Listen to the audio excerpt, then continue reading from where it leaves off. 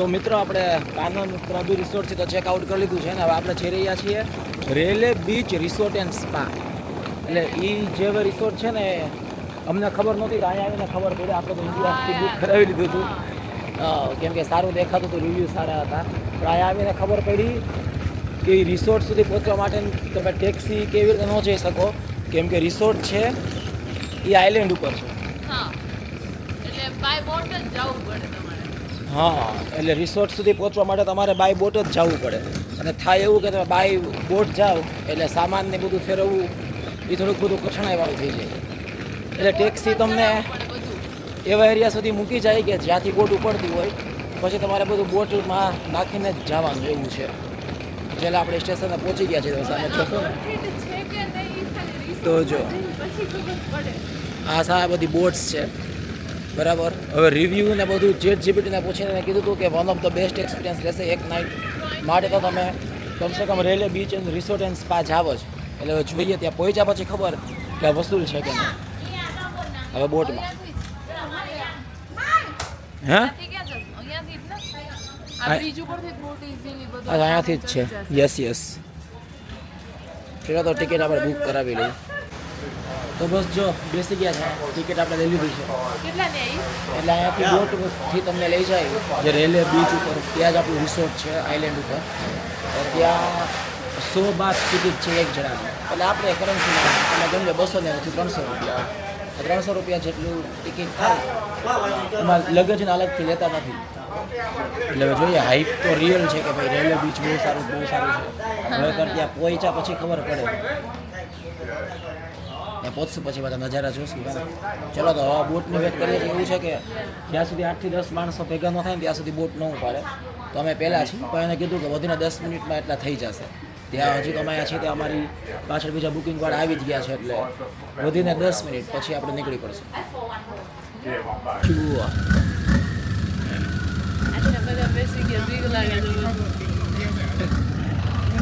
એમ લાગે છે બોટમાં જાજા લોકો બેસી ગયા તેમને બીક લાગે. બસ જો આજ બોટ છે આપણી, આ બધા બેઠા છે અને બોટ જ આપણને આઇલેન્ડ ઉપર લઈ જશે. હે ને કયા આઇલેન્ડ ઉપર છે આની? રેલે બે નહીં, Rayleigh beach and spa resort. અને રેલે હવે તો શિવાની ભાઈ જોશો તો પાકું રેલે બે 100%. રેલે બે રાખી દઈએ આપણે. તો બસ તો જર્ની આપણી સ્ટાર્ટ થઈ ગઈ છે ટુવર્ડ્સ રેલે બે beach resort. Let's really hope કે બહુ સારું હોય એમ. અત્યાર સુધીમાં તો જેટલા બી આપણે અલગ ઓલમોસ્ટ 1, 2, 3 આપણા ચોથું રિસોર્ટ છે. આવતીકાલે પાછું ઓલમોસ્ટ 4 થી 5 રિસોર્ટ અલગ બુક કરાવ્યા હતા, કારણ કે ટોટલ 9 દિવસની ટ્રીપ હતી. એમાંથી અત્યાર સુધી જેટલા બધા બુક કરાયા બધા બહુ સારા રહ્યા છે.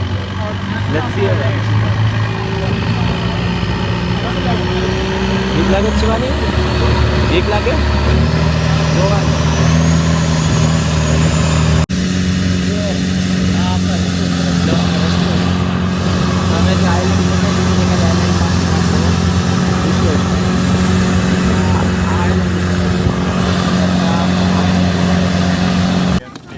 તો બસ જો આપણો સામાન આવી ગયો છે. સોરી ભટકાઈ ગયા. આપણો સામાન આવી ગયો, બોટમાંથી ઉતરી ગયો. યસ, આ છે રેલે બે.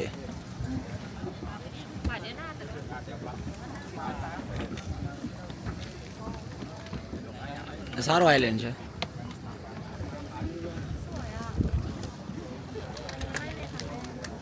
ગુડ. કેવો લાગ્યો આઇલેન્ડ શિવાની? આઇલેન્ડ તો સારો છે. શિવાજીને પહેલા એમ કે મારો સામાન તો ક્યાંક બીજું લઈ ન જાય, એમાં ધ્યાન રાખી. એવું નહીં, સારો છે. હવે મેં જાણું છું કે આપણે જ્યાં રહેશું ઈ આઉટસાઇડ એન્ડ ઇનસાઇડ ને બધું કેવું છે. એ તો બધું સારું જશે. જોયું તો આપણે સારું પૈસા લઈ દીધો આપણી પાસે, સારું જઈશ. બહુ કાલે તો હાલ ઓબ્વિયસ છે, પણ તોય શિવાજી તો ન લાલા મતલબ મોંઘા રિસોર્ટમાં હોય ને કે ડાયરી બાયરી લઈને આવવાનું હોય. તો જો એ તો મતલબ આમ ડાયરી બાયરી લઈને આવી ગઈ કે હવે હું બીચ પાસે બેસીશ, વાઇબ લઈશ, પૂરું થવા એવું તો કન્સેપ્ટ ઉપર વાઇબ લઈશ. હવે આ જે આપણું રિસોર્ટ છે ને Rayleigh beach resort and spa, એનો જે કેફેટેરિયા છે, એ બાજુ કેફેટેરિયા છે, સ્વિમિંગ શિવાને બેઠી છે, આ બાજુ સ્વિમિંગ પુલ છે, બીચ સાઈડ જ પુલ છે, ત્યાં બધા બેઠા છે. And here is the beach. તો આ લોકોનો પ્રાઇવેટ બીચ છે. તો આ પુલ, આ sitting area, and here is the beach.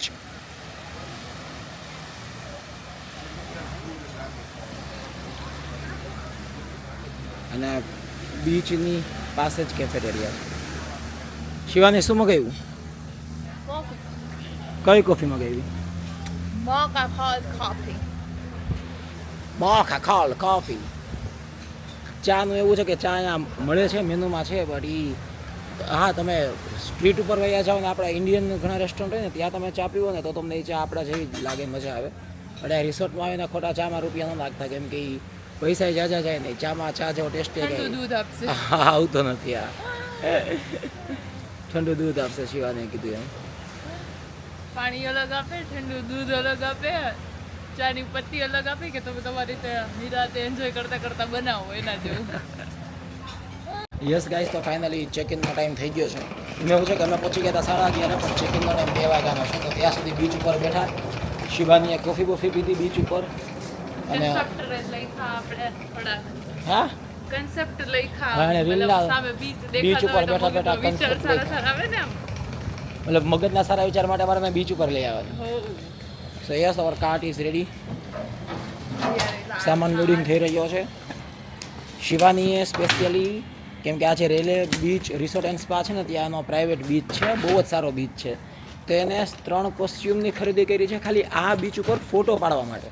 હા તો ઓપ્યો હે શું કામ જ ના કરું.